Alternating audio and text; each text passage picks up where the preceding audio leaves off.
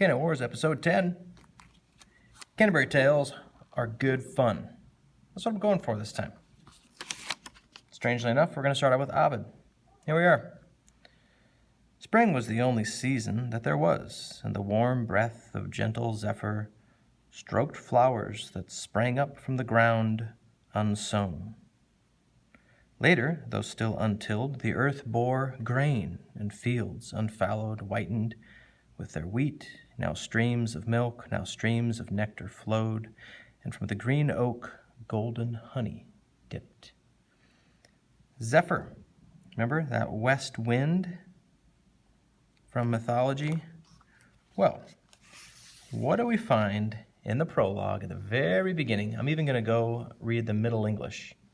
I'm not going to do very much of this. My mother, who is 77 years old, said if you're doing Chaucer, maybe 3 minutes. Maybe 3 minutes of Middle English, no more.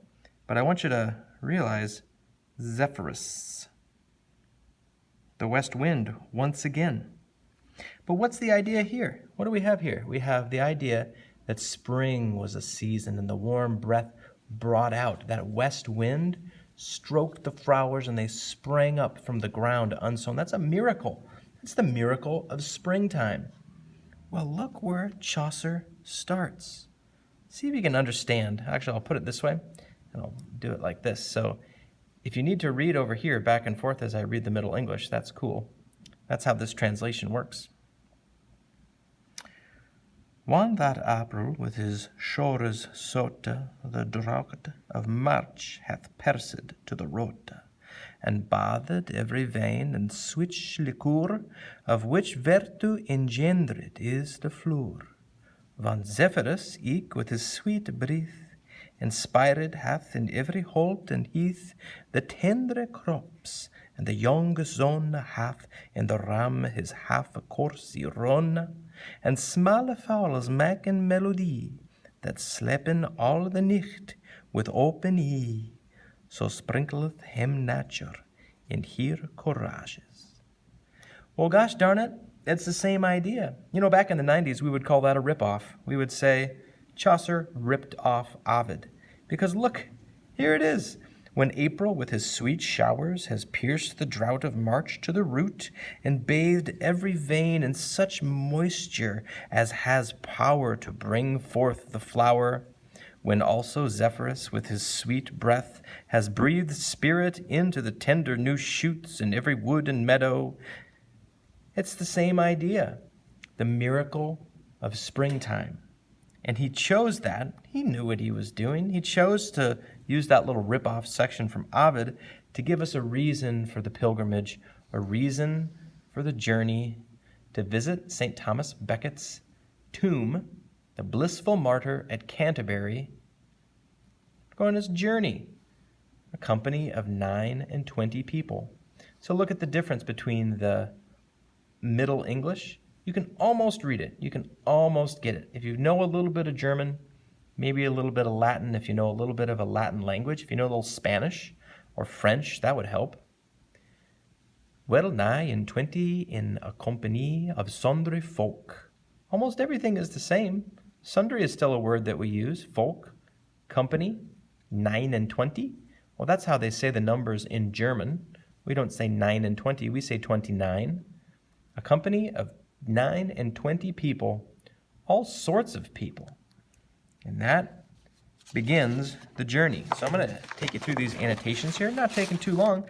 I'm trying to help you realize that this is fun. That's what I'm going to do. So he's got 29 people with. They're all together. They're going to make this. They're on vacation. They're going to not a fun place, but they're going to have fun along the way. They're going to try to. And he introduces them one at a time.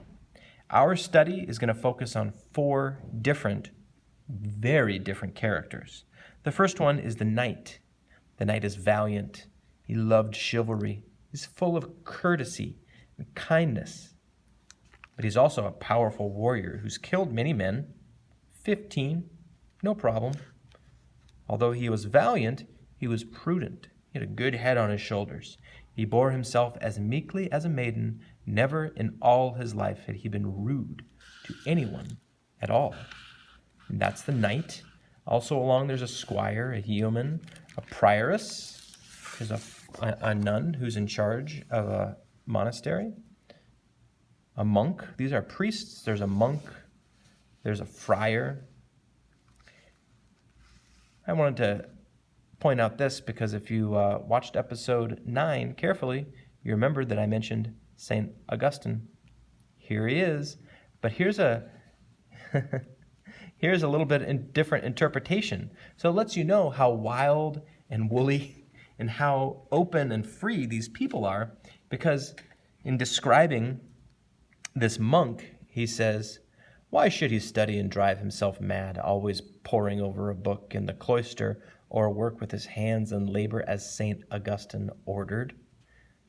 How shall the world be served? Let Augustine have his labor to himself."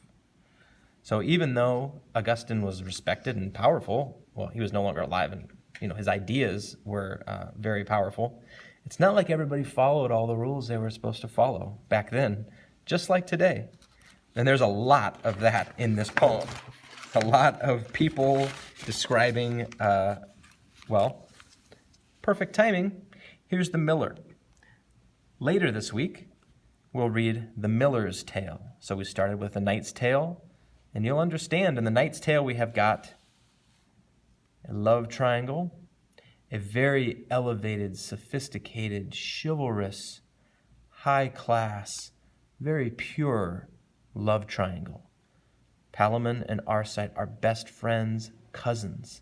They would die for each other. But then they see Emily, and everything changes. Their world turns upside down. Hey, that word upside down is a good thing to keep in mind, because irony is when things kind of turn upside down. It's when you think things are going in one direction and all of a sudden you realize that everything means something different.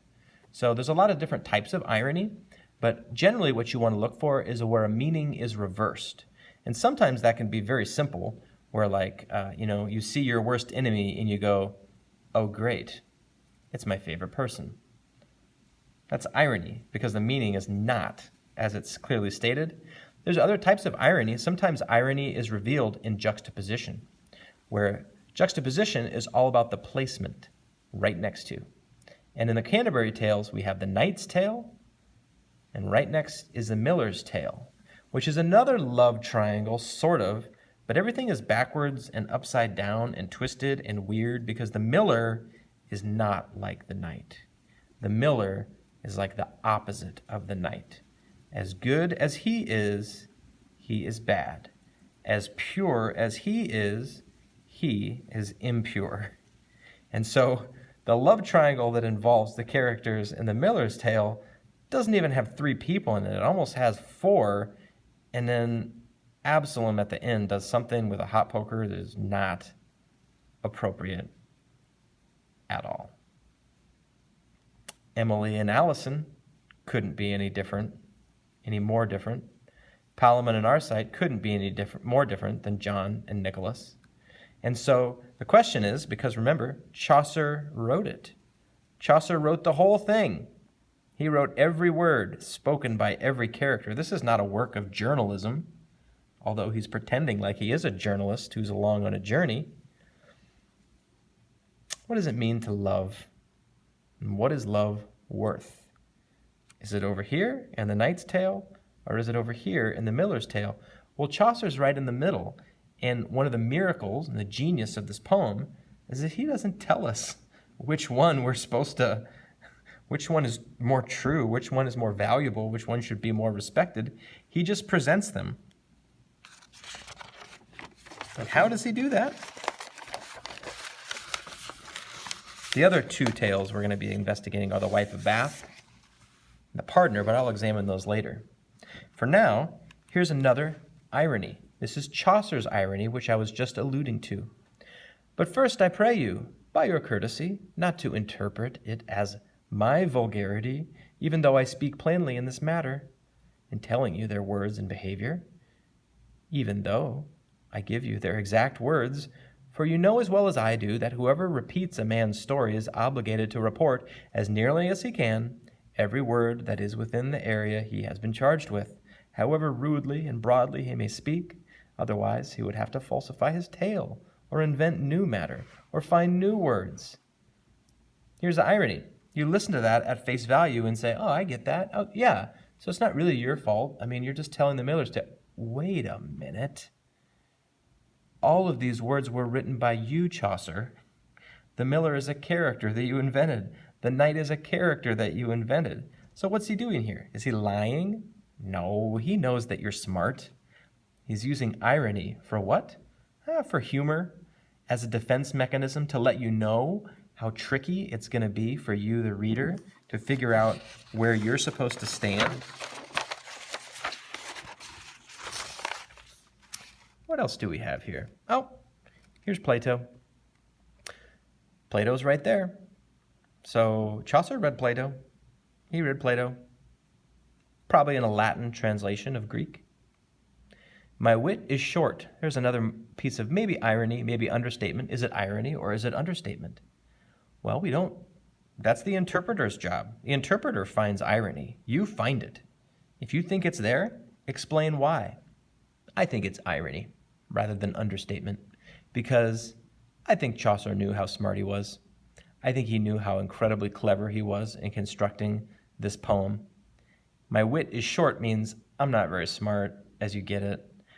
Yeah, so when one of the greatest literary geniuses of the English language in all of our hundreds-year history says he's not very smart, that's irony, because the opposite is true. The wine was strong and we were glad to drink. So this lets you know it was like a party that they were having. They were having fun together.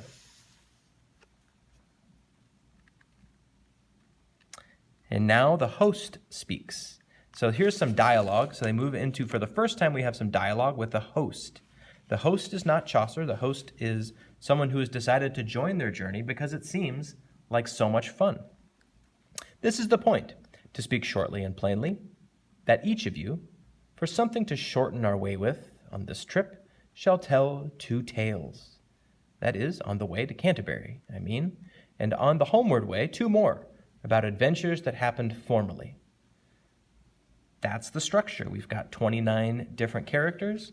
Each is to tell 2 tales on the way, 2 tales on the way back. And that is the plan as established in the prologue. I want to do about 1 page from the knight's tale and 1 page from the miller's tale, and then we're good to go. Look at us moving right along. This is the knight's voice speaking. So that man who is described, who is so chivalrous and brave and courteous and kind and probably a little boring, this is what he has to say. And you can, if you hear his voice, think about a knight and how you would talk, so refined. Once upon a time, as ancient stories tell us, there was a duke who was named Theseus. He was lord and ruler of Athens, and such a conqueror in his day that there was no greater under the sun. Well, Theseus and his queen, Hippolyta, are both figures from Greek mythology. They're both in Ovid, book 7. You can listen to their story. So he's taken from antiquity, pulled some things out, and the knight's tale is set in ancient Athens. The gods are involved in ancient Athens. So we have a very Christian knight telling a pagan story. Is that an irony? Maybe. These 2 same figures are also the stars of Midsummer Night's Dream by Shakespeare. So now we see, what is it? It's influence. It's Ovid, then Chaucer, then Shakespeare.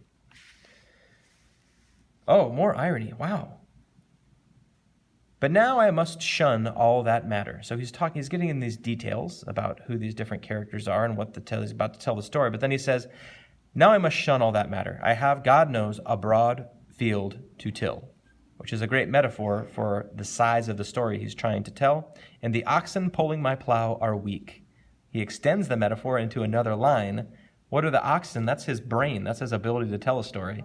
So the rest of the tale is long enough.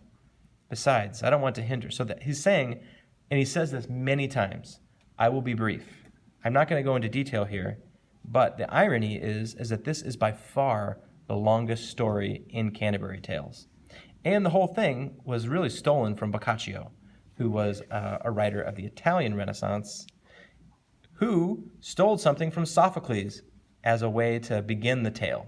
So this guy, Crayon right here, was a very, you call him an unjust king, I suppose, from a play written in 441 BC, 1,000 years before this, in Greek, later translated into Latin. And then I don't know if Chaucer read that original story or if he only read the story from Boccaccio, but here we have it. That's all I'm going to do for that. And then just a minute of the Miller's Tale. This one is different because it starts out with a little dialogue, because the knight's tale just got over and it's now someone else's turn. It's the monk's turn. But then the miller says, actually, I've got I'm going to tell you all a story here. Okay. And now listen, said the miller, everyone. But first I will proclaim that I am drunk. I know it by the sound of my voice, and therefore if I speak amiss, blame it on the ale of Southwark, I pray you. For I am going to tell a legend, a history of both a carpenter and his wife, and how a clerk made a fool of the carpenter. So the miller just heard the knight's tale, and he says, oh man, I got a story for you guys. You're not going to believe this one. And he's drunk, and he's rude, and he's obnoxious, and the other characters want to beat him up. Here's an important word if you don't know it. It's not a very polite or kind word. Cuckold is someone whose wife cheats on him, and is actually pretty important for the miller's tale, just to give you a taste of the direction that this drunken buffoon is going to take us in. Why is that interesting or cool or fun? Look what Chaucer's done. He's let this guy take over the story. We've gone from an admirable, wonderful, kind, just, polite, dignified knight to a complete drunken buffoon. And which one is the real story? Which one's the true story? Chaucer's not going to tell us.